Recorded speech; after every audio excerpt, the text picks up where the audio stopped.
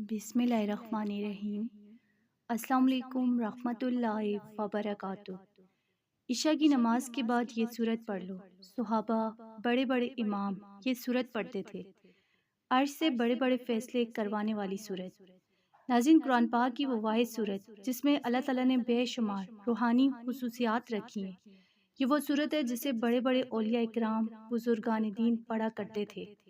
بزرگان دین قرآن کی یہ سورت پڑھنے کی بہت زیادہ تلقین فرماتے تھے، کیونکہ یہ وہ سورت ہے جو ناممکن کو ممکن کرتی ہے۔ یہ وہ سورت ہے جو عرش سے بڑے بڑے فیصلے کرواتی ہے۔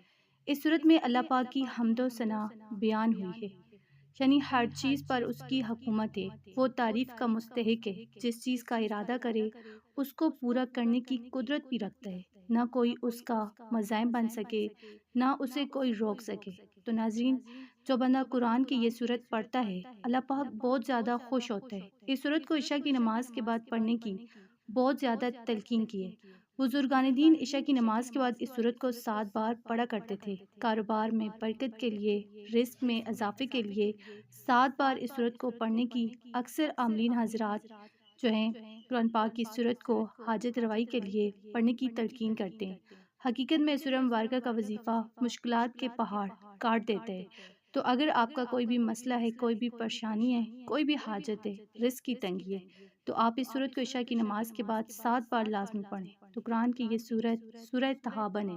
عشاء کی نماز کے بعد 7 بار سورہ تغابن کو لازمی پڑھا کریں۔ چھوٹی سی سورت ہے، لیکن وہ سورت ہے جو آپ کے گھر سے بے برکتی کو، رزق کی تنگی کو، بیماری پریشانی جو ہے دور کر دیتی ہے۔ نبی پاک صلی اللہ علیہ وآلہ وسلم نے فرمایا کہ جو شخص سورہ تغابن کی تلاوت کرے وہ نگہانی موت سے محفوظ رہے گا۔ اسی طرح امام صادق علیہ السلام سے نقل ہوا ہے کہ اس سورت کو واجب نمازوں میں پڑھے تو یہ سورت قیامت کے دن اس شخص کا شفیع ہوگی، اور ایک آل گواہ ہے جو خدا کے نزدیک اس شخص کے حق میں گواہی دے گا۔ اس کے بعد یہ سورت اس شخص سے جدا نہیں ہوگا یہاں تک کہ وہ بیشت میں داخل ہو جائے۔